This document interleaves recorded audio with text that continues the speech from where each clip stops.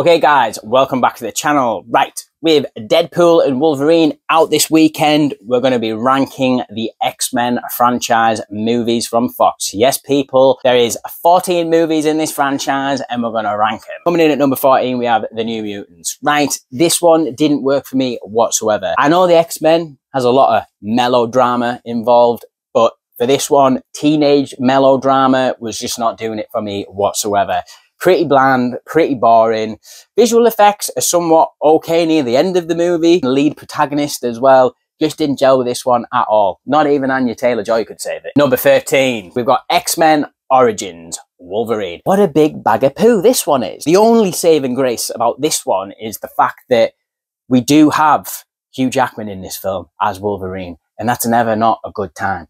The only problem is that we do get our introduction to Deadpool in this film and it's terrible. Also, did anyone catch the pre-visual state of this film? So this film actually ended up getting leaked, I remember, and being a little internet sleuth at the time, I remember watching it. That put a big dampener on it. Even the effects in the finished product wasn't enough to save this one. Number 12, Dark Phoenix. Right, the one biggest issue with this film for me is that it was a first-time director. Now, Simon Kinberg had a lot of sort of writing credits, I think, or he might have produced a couple of these X-Men films, but this was his first gig as a director. Look, I'm sorry, I don't care who you are, but directing a major, big-budget franchise film like this probably is not the best one for your first film. Number 11, X-Men Apocalypse. Right, I'm a fan of Ivan Ooze as much as the next guy from Power Rangers. He didn't belong in X-Men Apocalypse whatsoever. Look, you get someone like Oscar Isaac, a phenomenal actor. You put this horrendous makeup job on him,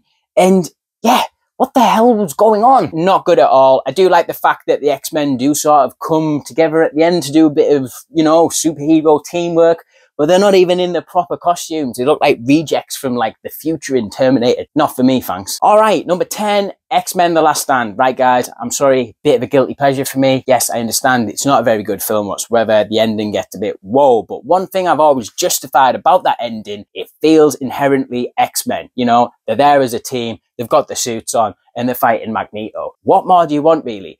But I will say the inclusion of Angel and all the marketing before that film, total bloody letdown. Ben Foster is an amazing actor and he should have had more to do in that film. One thing I do really enjoy about X-Men The Last Stand though, can't lie, is that whole Jean Grey scene when Xavier actually gets dusted. And this is pre-Infinity War. Xavier gets dusted. We've got Wolverine clomping on the ceiling trying to get to him.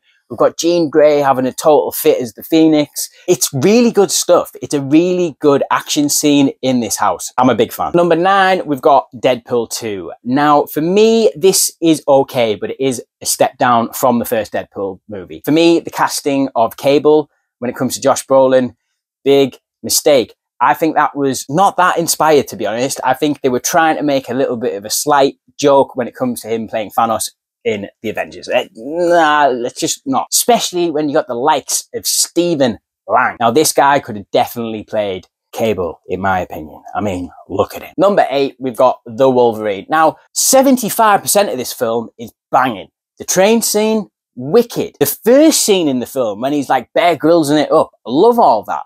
But it does shit the bed in the last sort of 15 minutes. Silver Samurai is like a marquee villain for Wolverine. So it finally seemed depicted in live action. It was like, whoo! But then when we actually saw it, nah, you're all right, you can have that back. Number 7, yes, the OG Deadpool film. Right, I was back and forth about this after seeing Deadpool and Wolverine, but I'm going to put Deadpool just behind that. This was a total passion project for Ryan Reynolds.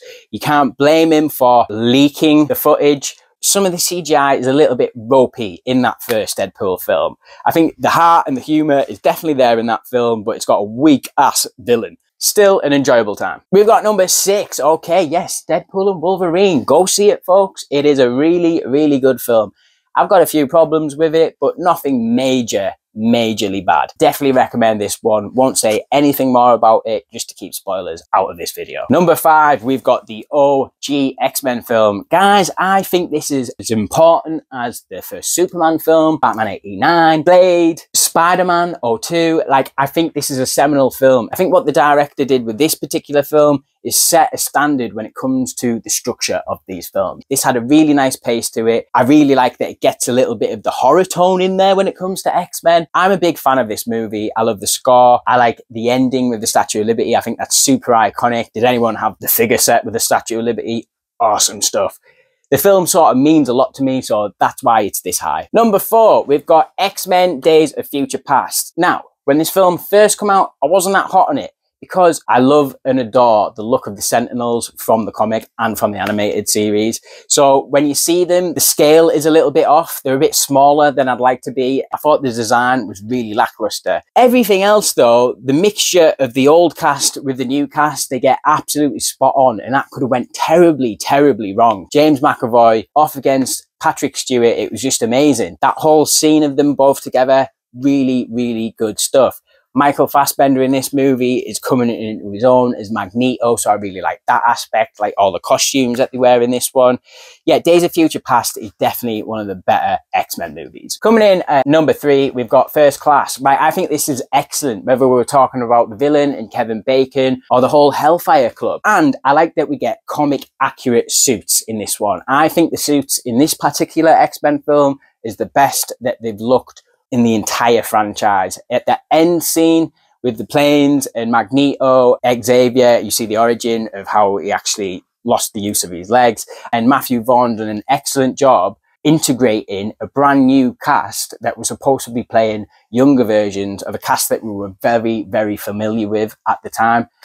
An amazing film. Number 2 is X2. Now, this is for more nostalgic reasons. I do genuinely think it's an amazing film. At the time, in 2003, this was something really special. I remember going to the cinema to watch it. I remember all the toys from it.